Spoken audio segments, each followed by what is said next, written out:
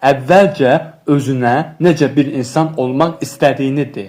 Sonra nə etməlisən onu et. Hər bir sahədə belə olur. Atletlər əvvəlcə istədikləri idman növünü seçirlər. Sonra məşqlərə başlayırlar. Oxçu nişan almadığı hədəfi vura bilərmi? Çətin məsələdir. Bu hədəfinizin nə olmasından asılı olmayaraq sizə də aiddir.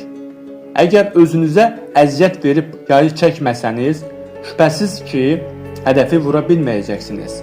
Prinsiplərimizi, hisslərimizi, istədiklərimizi müəyyən etməyimizə yardımcı olur. Lakin istədiklərimiz çalışaraq, əlləşib vuruşaraq çatırıq. Buna görə də yaxşı düşünməli, bizim üçün nəyin vacib, prioritet olduğunu müəyyən etməliyik. Sonra hər şeyi qırağa qoyub vacibatımızı uğrunda çalışmalıyıq. Sadəcə dinləmək, ümid etmək kifayət etmir. Hərəkət etmək lazımdır. Düzgün hərəkət etmək.